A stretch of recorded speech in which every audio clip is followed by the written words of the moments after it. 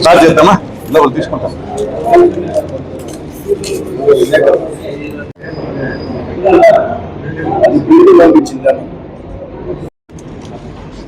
అనంతపురం జిల్లా వైపు రాష్ట్రమంతా చూస్తూ ఉంది. మనమందరము కూడా సిగ్గుపడేటువంటి విషయాలు అనేకము వెలుగులోకి వస్తూ ఉన్నాయి. అనంతపురం జిల్లా అంటే సత్యసాయిబాబా గారి పేరు, ఫాదర్ విన్సెంట్ ఫెర్రర్ గారి పేరు, తరిమెల నాగిరెడ్డి గారి పేరు, ఇలాంటి గొప్ప గొప్ప కారణ జన్మలు జన్మించినటువంటి ఈ ప్రాంతము, కష్టించే రైతులు పండించేటువంటి పళ్ళు, అనంతపురం జిల్లాకు సంబంధించినటువంటి పళ్ళను, వాటి రుచిని చూసి ఫ్రూట్ బౌల్ ఆఫ్ ఏపీగా దీనికి పేరు వచ్చింది. మరి గతంలో ఇది ఫ్యాక్షన్ జిల్లా అనే పేరు ఉండేది. ఆ ఫ్యాక్షన్ మరకలు ఈ జిల్లాకు అంటించినటువంటి వ్యక్తులు చరిత్రలో కలిసిపోయినా వారి ఆనవాళ్ళు ఇంకా కూడా ఈ జిల్లాకు మచ్చను తెచ్చేటువంటి పనులు అనేకం చేస్తూ ఉన్నారు. మరి తేనె పూసిన మాటలు, వెనక ఉన్నటువంటి తేనె పూసిన కత్తులు, మరి ఈరోజు ఎన్నో రాజకీయ కుట్రపన్నాలు కూడా చూసాం ఈ జిల్లాలో.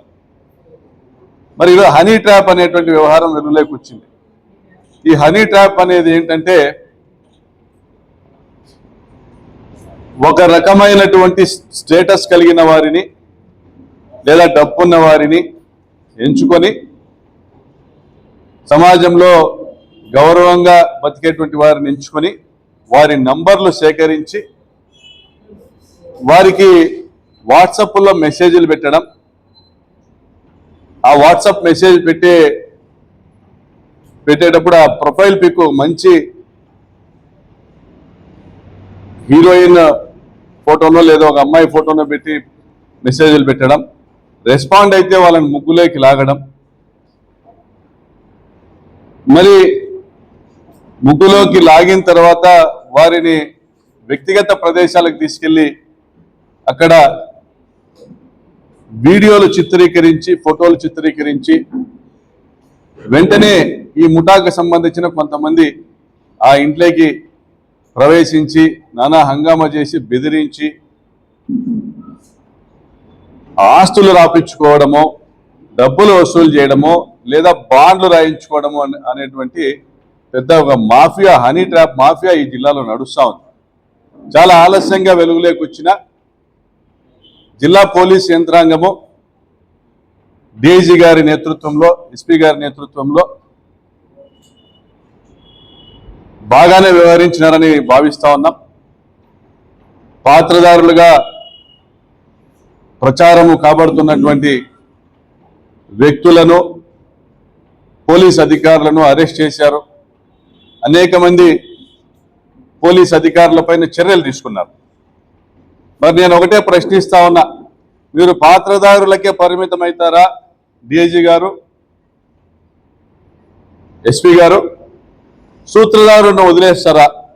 సూత్రధారుల వరకు మీ చేతులు వెళ్ళలేవా? వారిని మీరు అరెస్ట్ చేయలేరా? ఏ నియోజకవర్గంలోనైనా ఆ స్థానికంగా ఎమ్మెల్యే చెప్పిన వాళ్ళను డీఐజీ గారు, ఎస్పీ గారు సిఐల్ని కానీ ఎస్ఐల్ని కానీ అపాయింట్ చేస్తారు.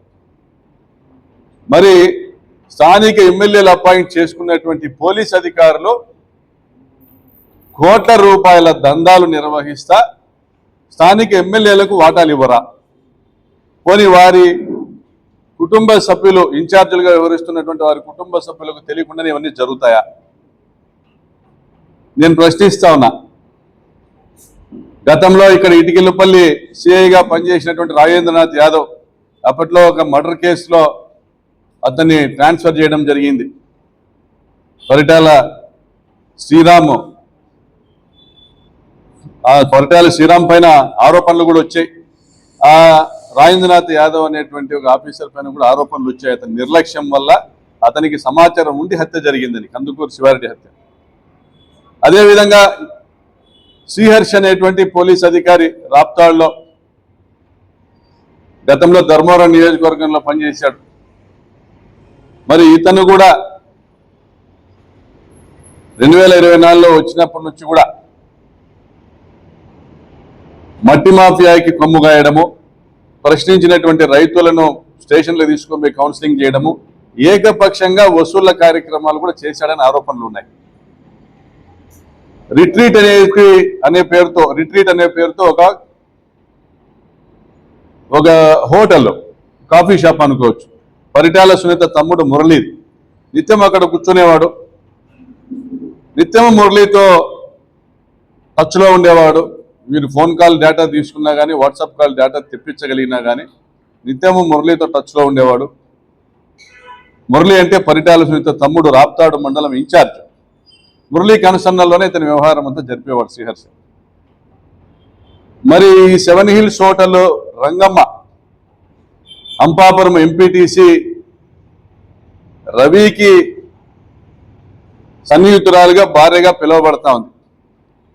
ఈమె చరిత్ర చాలా దారుణమైన చరిత్ర. గతంలో రాప్తాడు దగ్గర హత్యకు గురి కాబడినటువంటి చిత్ర మురళి యొక్క కేసులో కూడా ఈమె పాత్ర ఉందన్నటువంటి ప్రచారాలు జరిగాయి. అదేవిధంగా ఈమె మరిదో భావనో మదిల్చెరువు సూరి ప్రధాన అనుచరుడు భానుకోట కిష్టప్ప పైన కాల్పులు జరిపినటువంటి కేసులో ఆయన కూడా ముద్దాయి అనేసి తెలుస్తా ఉంది. మరి శేక్షన్పల్లికి సంబంధించినటువంటి ఒక వ్యక్తిని ఆర్టీసీ బస్టాండ్లో పోలీసుల ముందే చంపినటువంటి ఒక కేసులో ఈమె భర్త జైలుకు పోయించినాడు అనేటువంటి విషయాలు కూడా బయటకు వస్తున్నాయి. వీళ్ళందరూ కూడా అందులో ఆ కేసులో మరొక ముద్దాయిగా పిలువబడుతున్నటువంటి మనోహర్ నాయుడు కానీ, ఈమెకు సన్నిహితుడైనటువంటి జయకృష్ణ కానీ, వీళ్ళంతా కూడా పరిటాల సునీత అనుచరులు, అనంతపురం రూరల్ మండలానికి సంబంధించిన వాళ్ళు. మరి ఈమె పుట్టుపూర్వోత్తరాలన్నీ రాప్తాడు నియోజకవర్గంలో ఉండి, రాప్తాడు నియోజకవర్గంలోని ముగ్గురు అధికారులపైన సస్పెన్షన్ వేటు కానీ లేదా పదవి నుంచి తొలగించినటువంటి చర్యలు కానీ తీసుకొని అనేక మంది కానిస్టేబుల్, ఏఎస్ఐలు పైన చర్యలు తీసుకునే పరిస్థితి ఉండి, మరి రాప్తాడు నియోజకవర్గపు ఎమ్మెల్యే పరిటాల సునీతకి ఇందులో సంబంధం లేదనడం హాస్యాస్పదం కదా. మరి ఆమె తమ్ముడు మురళికి సంబంధం లేకుండా ఇది జరిగింటుందా అని ఈరోజు ఒక పత్రికలో వార్త రావడం కూడా చూస్తూ ఉన్నాం. బయట ప్రచారం జరుగుతూ ఉంది. ఒక బీజేపీ నాయకుడు, ఈ జిల్లాకు సంబంధించి ఒక బీజేపీ నాయకుడు మరియు ఒక 2-3 బీజేపీ నాయకులు, మురళి మరి కొంతమంది కలిసి 4 గ్రూపులుగా 4 ముఠాలుగా ఏర్పడి ధర్మవరం పట్టణంలో కానీ, ధర్మవరం రూరల్ ప్రాంతం కానీ, అనంతపురం పట్టణంలో కానీ, అనంతపురం రూరల్ ప్రాంతాల్లో కానీ డబ్బులున్నటువంటి వ్యాపారస్తుల్ని టార్గెట్ చేసి, గౌరవస్తులైనటువంటి కొంతమందిని టార్గెట్ చేసి వాళ్ళకు ఉన్నటువంటి బలహీనతలను ఆసరాగా తీసుకుని ఈ హనీ ట్రాప్ ముగ్గులోకి లాగి దాదాపు 100 కోట్ల రూపాయల మేరకు వసూలు చేసినట్లుగా తెలుస్తా ఉంది. ధర్మవరం టౌన్లోనే ప్రత్యేకించి చేనేత వ్యాపారస్తుల నుంచే 25 కోట్ల రూపాయలు వసూలు చేసినట్లుగా తెలుస్తా ఉంది. మరి పోలీసు డిపార్ట్మెంట్కి అన్నీ తెలుసు. బాండ్ పేపర్లు కూడా స్వాధీనం చేసుకున్నారు. ఆస్తి తాకట్టు పెట్టినట్లు, రిజిస్టర్ చేసినట్లు ఏదైతే డాక్యుమెంట్లు రెడీ చేసుకున్నారో ఆ పత్రాలు కూడా స్వాధీనం చేసుకున్నారు, డబ్బులు కూడా స్వాధీనం చేసుకున్నారు. సంపూర్ణమైన వివరాలు జిల్లా ఎస్పీ గారికి తెలుసు. దీని వెనక ఉన్న వాళ్ళు ఎవరు? నిత్యము ఇదే పరిటాల సునీత తమ్ముడు మురళి, ఇదే రంగమ్మ నడిపేటువంటి ఈ 7 హిల్స్ హోటల్ దగ్గరికి హర్ష, వీళ్ళు నిత్యము ఈ హోటల్ దగ్గర వెళ్ళి కలిసేటువంటి విషయం అందరికీ పబ్లిక్గా తెలిసిన విషయం. నిత్యము వాళ్ళతో సంబంధాలతో టచ్లో ఉంటుంది, మురళితో టచ్లో ఉంటుంది. పరిటాల మహేంద్ర కూడా. సో వీళ్ళందరితో కూడా టచ్లో ఉంటూ వీళ్లకు సన్నిహితమైనటువంటి పోలీస్ అధికారులు రాంబాబు కావచ్చు, హర్ష కావచ్చు, వీళ్ళందరూ కూడా పరిటాల మహేంద్ర చెప్పినట్లు వినేవాడు రాంబాబు, మురళి చెప్పినట్లు వినేవాడు హర్ష. వీళ్ళందరూ ఉద్యోగాలే కదా చేస్తూ ఉన్నారు. మరి ఆదాయాలన్నీ కూడా ఇందులో లబ్ధి పొందుతా ఉంది రాజకీయ నాయకులైతే, 90% వాటాదారులు రాజకీయ నాయకులైతే, కేవలము ఆ 10% వాటాదారులైనటువంటి పోలీస్ అధికారులపైన చర్యలు తీసుకోవడం ఏంది?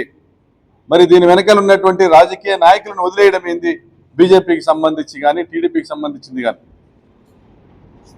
నేను విజ్ఞప్తి చేస్తాను ఎస్పీ గారికి. అయ్యా ఎస్పీ గారు, మీ పోలీసు వారు మధ్యతరగతి కుటుంబాలకు సంబంధించిన వాళ్ళు, సిఐలు కానీ ఎస్ఐలు కానీ పోస్టింగుల కోసం ఎమ్మెల్యేల దగ్గర ఇవ్వచ్చు. కానీ ఎమ్మెల్యేలు హత్యలను ప్రోత్సహిస్తూ, ఉదాహరణకు మధ్యగా లింగమయ్య హత్య జరిగింది రామగిరిలో, హత్యలను ప్రోత్సహిస్తూ హత్య కేసుల్లో ముద్దాయిలను ఏదైతే ముద్దాయిలుగా చేర్చవలసిన వాళ్ళు ఏదైతే ఫిర్యాదులో ఉన్న పేర్లను, వారి పేర్లను తొలగించేందుకు కూడా స్థానిక ఎమ్మెల్యే చేసినటువంటి ఒత్తిళ్లతో అసలు పాత్రదారుల పేర్లు తొలగించినటువంటి పరిస్థితి చూసాం. మళ్ళీ సుధాకర్ యాదవ్ అక్కడి నుంచి ట్రాన్స్ఫర్ చేసి వీఆర్కి పంపించినటువంటి పరిస్థితి చూసాం. మరి ఈరోజు ఈ హనీ ట్రాప్ కేసులో వాడబడినటువంటి అధికారులు హర్ష కావచ్చు, రాంబాబు కావచ్చు, వీళ్ళను హర్షను డిస్మిస్ చేయడం చూసాం, రాంబాబును సస్పెండ్ చేయడం చూసాం. మరి ఇంకా చాలా మంది పేర్లు వస్తూ ఉన్నాయి. అనంతపురం జిల్లా పరిధిలోని పోలీస్ అధికారుల పేర్లు, చాలా మంది పేర్లు వస్తూ ఉన్నాయి. మరి రాజేంద్రనాథ్ను సస్పెండ్ చేయడం కూడా చూస్తాను. అంటే వీళ్ళందరూ బలిపశువులు కాదా? వారి వ్యాపారాల కోసం, ఈ నాయకుల వ్యాపారాల కోసం, వారి ఆదాయాల కోసం రంగమ్మ లాంటి వ్యక్తులు, మల్లీశ్వర్ లాంటి వ్యక్తులు, మరి కొంతమంది అనంతలక్ష్మి, అనంతకుమార్ లాంటి వ్యక్తులు, మరి వీళ్ళందరూ చేస్తున్నటువంటి చీకటి దందా,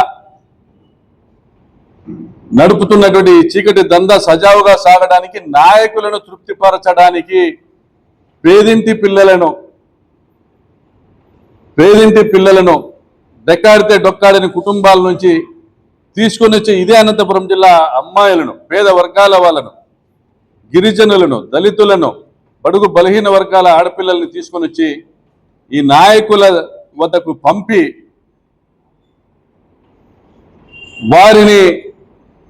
వారి మన్ననలు పొంది వారి అండదండలతో ఈ చీకటి వ్యాపారం చేయడం సిగ్గనిపించడం లేదా? నాకైతే చాలా బాధగా ఉంది. ఇటువంటి ప్రెస్ మీట్లో నేను కూర్చుంటాను నా జీవితంలో అనేసి ఇప్పుడు కూడా భావించలే.